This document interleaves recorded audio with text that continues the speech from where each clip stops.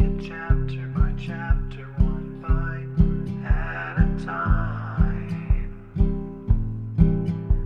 So many adventures and mountains we can climb. Take it word for word, line by line, one bite at a time.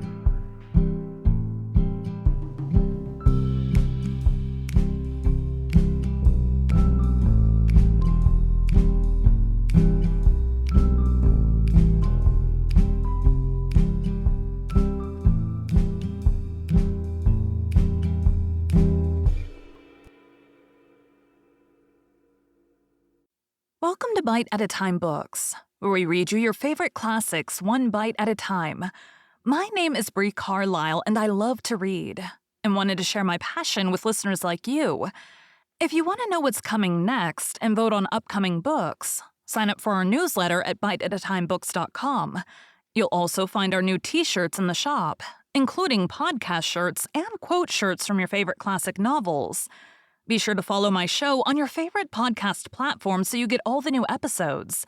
You can find most of our links in the show notes. But also our website, biteatatimebooks.com, includes all of the links for our show, including to our Patreon to support the show, and YouTube, where we have special behind the narration of the episodes. We're part of the Bite at a Time Books Productions Network. If you'd also like to hear what inspired your favorite classic authors to write their novels, and what was going on in the world at the time, check out the Bite at a Time Books Behind the Story podcast, wherever you listen to podcasts. Please note, while we try to keep the text as close to the original as possible, some words have been changed to honor the marginalized communities who've identified the words as harmful, and to stay in alignment with Bite at a Time Books' brand values. Today we'll be continuing Little Women by Louisa May Alcott.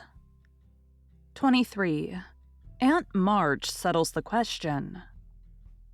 Like bees swarming after their queen, mother and daughters hovered about Mr. March the next day, neglecting everything to look at, wait upon, and listen to the new invalid, who was in a fair way to be killed by kindness. As he sat propped up in a big chair by Beth's sofa with the other three close by, and Hannah popped in her head now and then to peek at the dear man. Nothing seemed needed to complete their happiness, but something was needed, and the elder ones felt it, though none confessed the fact. Mr. and Mrs. March looked at one another with an anxious expression as their eyes followed Meg. Jo had sudden fits of sobriety and was seen to shake her fist at Mr. Brooks' umbrella, which had been left in the hall. Meg was absent-minded, shy and silent, started when the bell rang and colored when John's name was mentioned.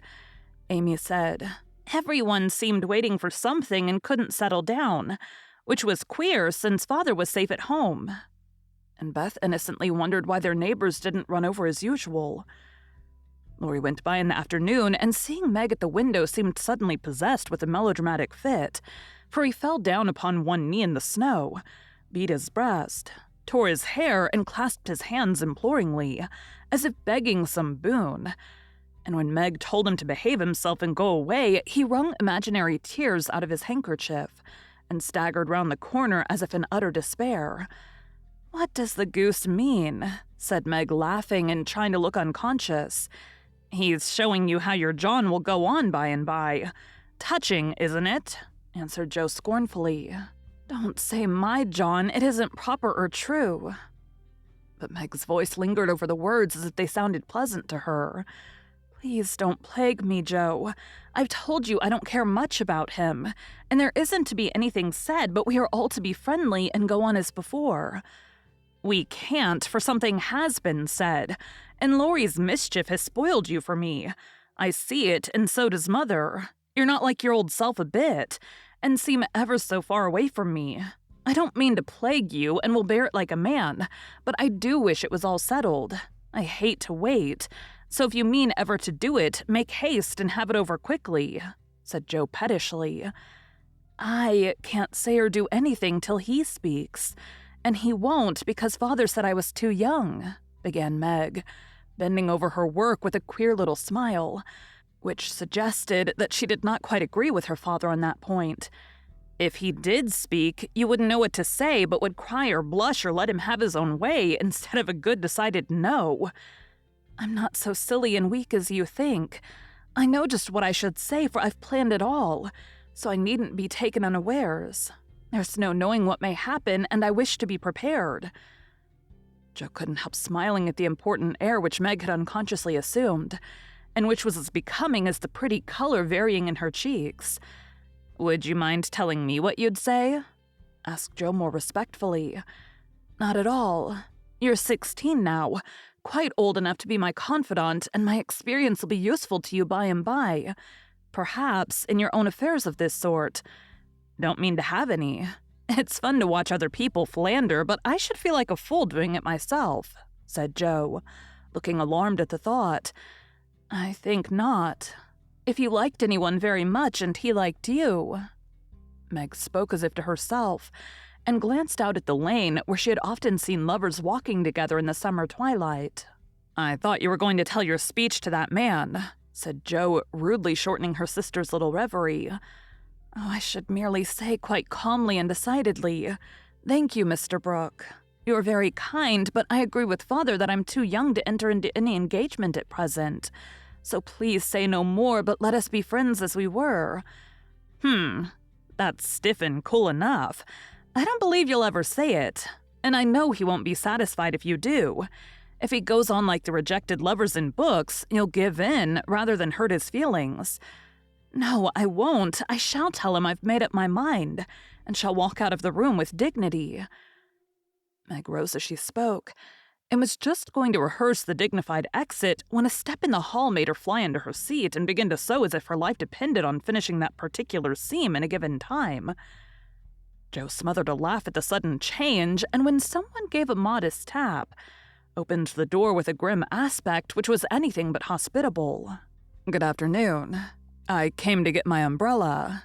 That is to see how your father finds himself today," said Mr. Brooke, getting a trifle confused as his eye went from one telltale face to the other. "It's very well. He's in the rack. I'll get him and tell it you're here."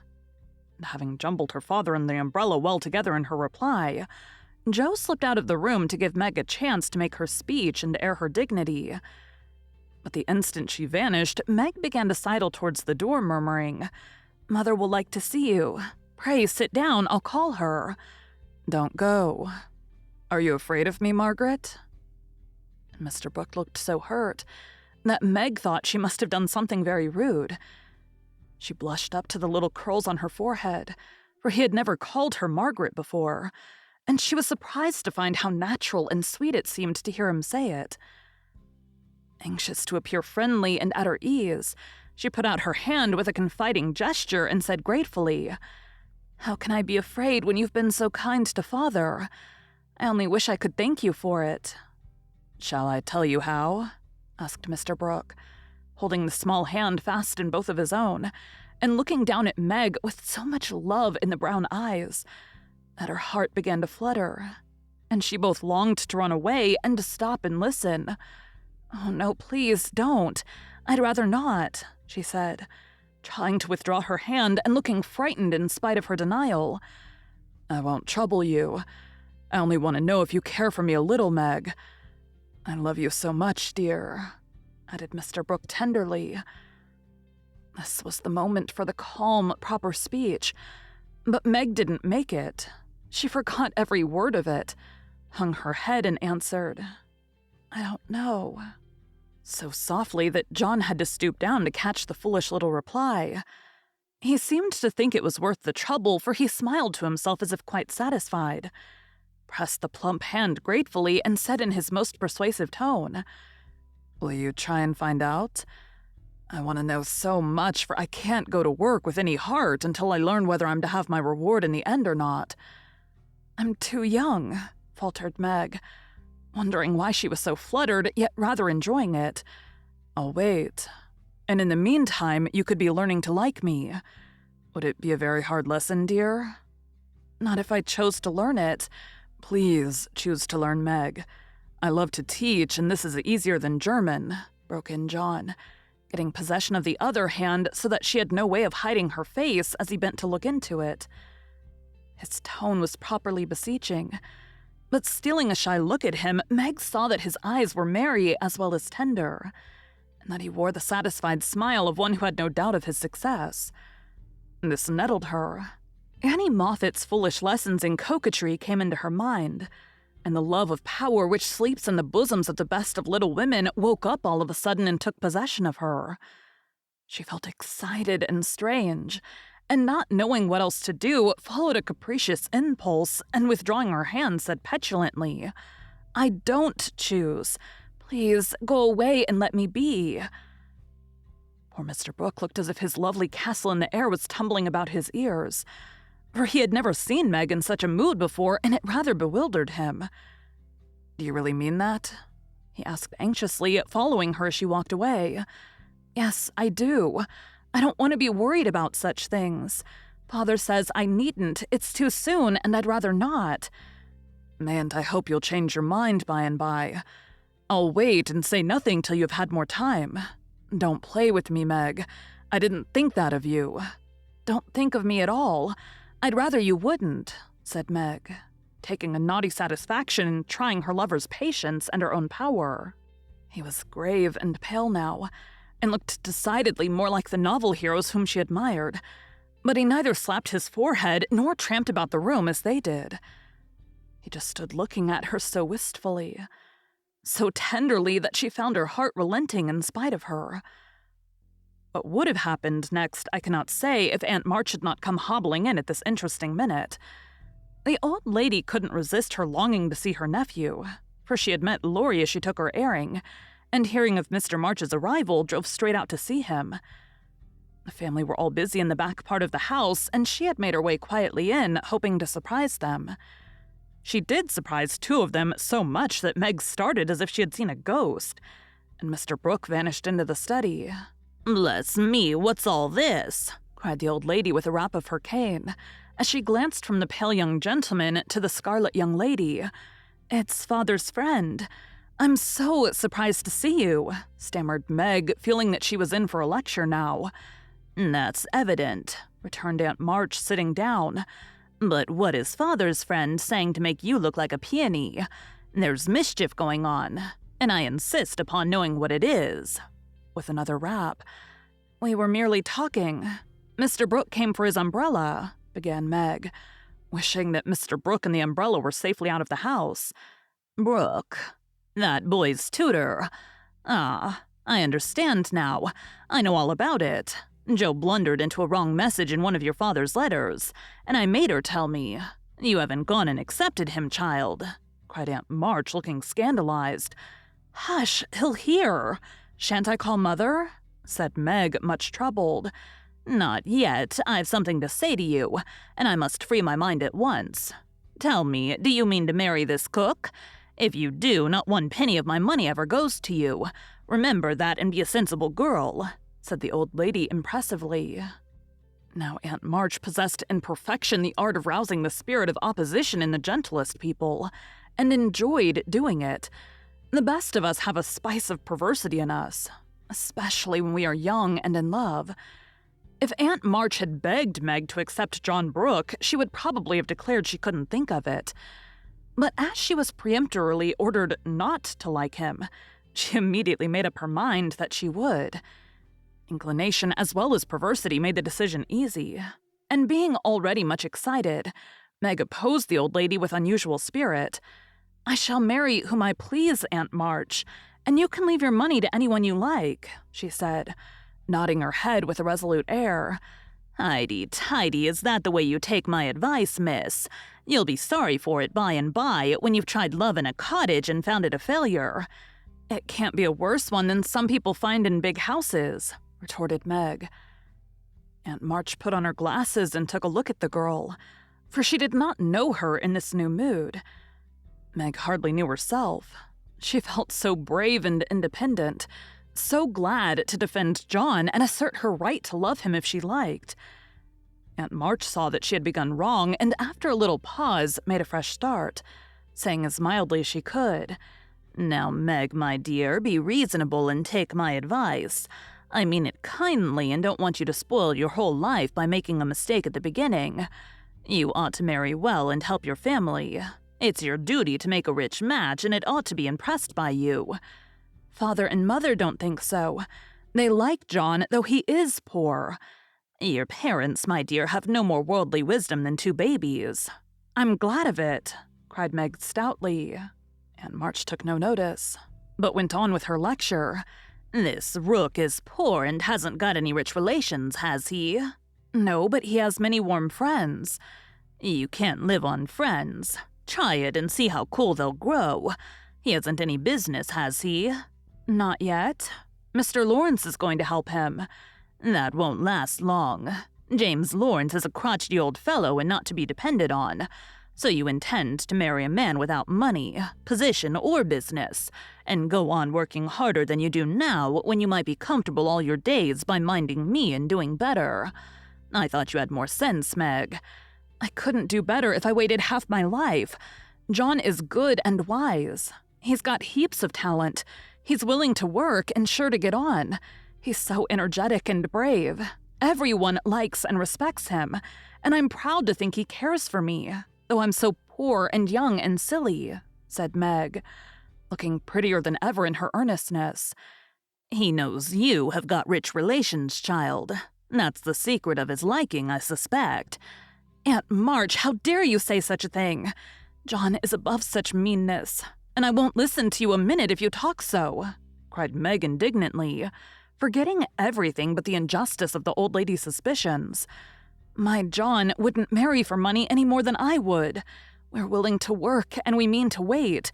I'm not afraid of being poor, for I've been happy so far, and I know I shall be with him, because he loves me, and I— Meg stopped there, remembering all of a sudden that she hadn't made up her mind, that she had told her John to go away, and that he might be overhearing her inconsistent remarks.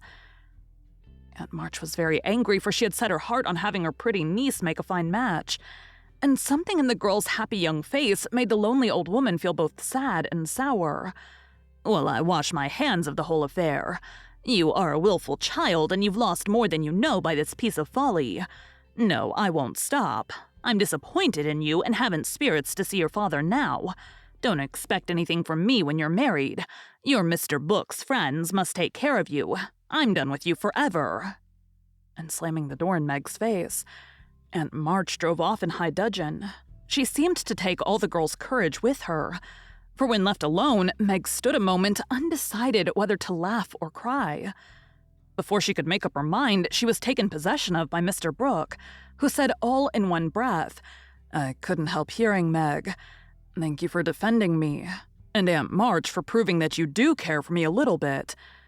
I didn't know how much till she abused you, began Meg, and I needn't go away, but may stay and be happy.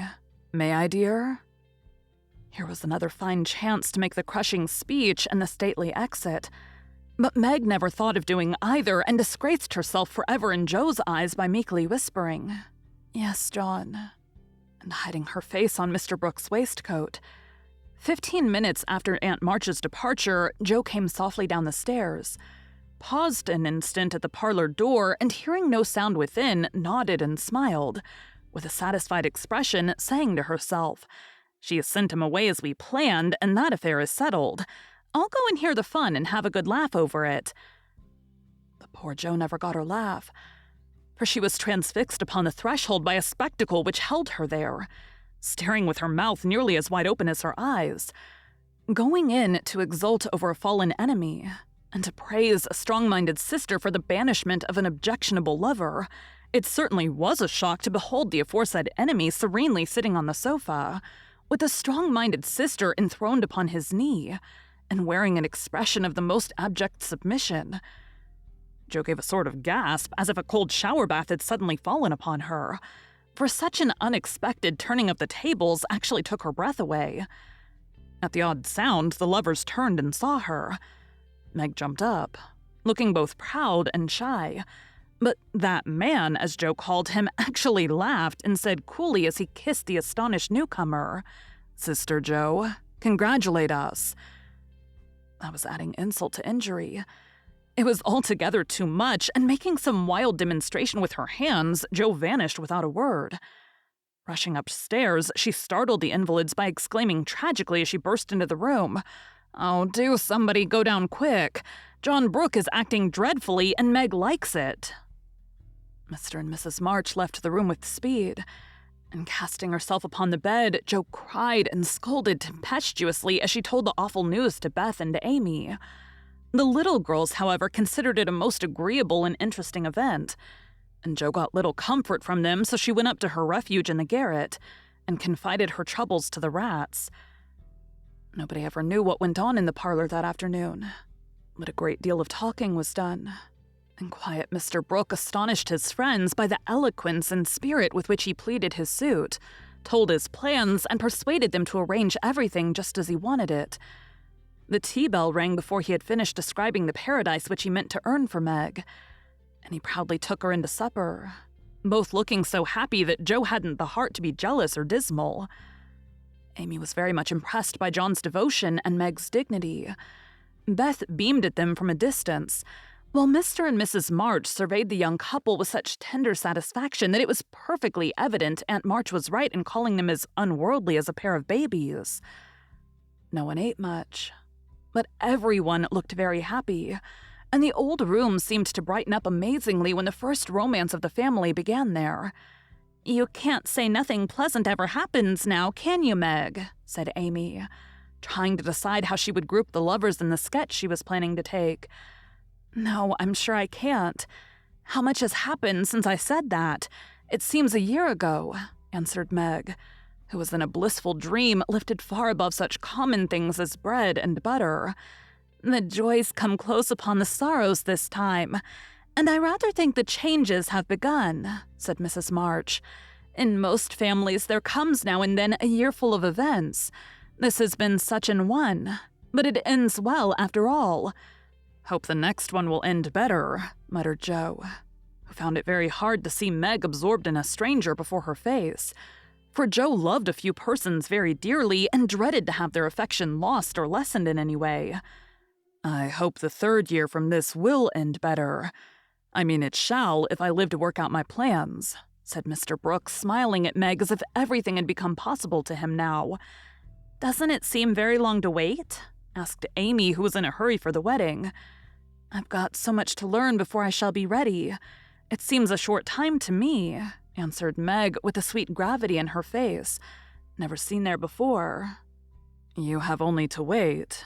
I am to do the work," said John, beginning his labors by picking up Meg's napkin with an expression which caused Jo to shake her head, and then to say to herself with an air of relief as the front door banged, "Here comes Laurie. Now we shall have a little sensible conversation." But Jo was mistaken, for Laurie came prancing in, overflowing with spirits, bearing a great bridal-looking bouquet from Mrs. John Brooke, and evidently laboring under the delusion that the whole affair had been brought about by his excellent management. "I knew Brooke would have it all his own way.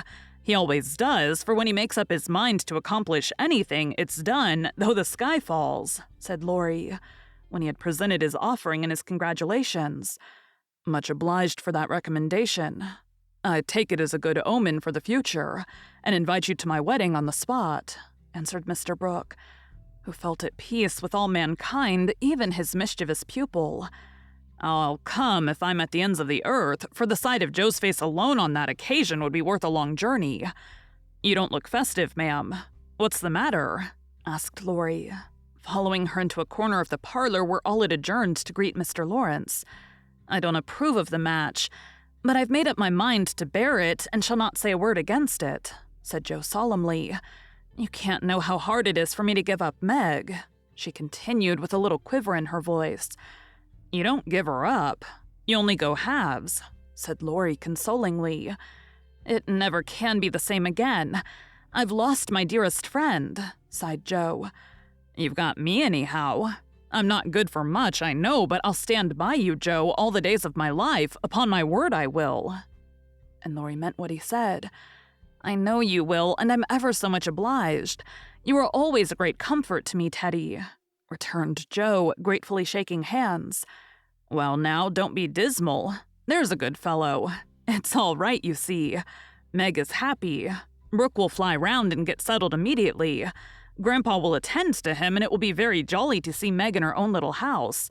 We'll have capital times after she's gone, for I shall be through college before long, and then we'll go abroad or some nice trip or other. Wouldn't that console you?" "I rather think it would. But there's no knowing what may happen in 3 years," said Joe thoughtfully. "That's true. Don't you wish you could take a look forward and see where we shall all be then?" "I do," returned Laurie. "I think not, for I might see something sad, and everyone looks so happy now I don't believe they could be much improved." And Joe's eyes went slowly round the room, brightening as they looked, for the prospect was a pleasant one. Father and mother sat together, quietly reliving the first chapter of the romance for which they began some 20 years ago. Amy was drawing the lovers who sat apart in a beautiful world of their own, the light of which touched their faces with a grace the little artist could not copy.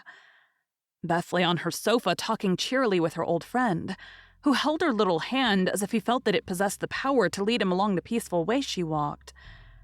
Joe lounged in her favorite low seat, with the grave, quiet look which best became her, and Laurie, leaning on the back of her chair, his chin on a level with her curly head, smiled with his friendliest aspect, and nodded at her in the long glass which reflected them both. So grouped, the curtain falls upon Meg, Joe, Beth, and Amy. Whether it ever rises again depends upon the reception given to the first act of the domestic drama called Little Women. Thank you for joining Bite at a Time Books today, while we read a bite of one of your favorite classics.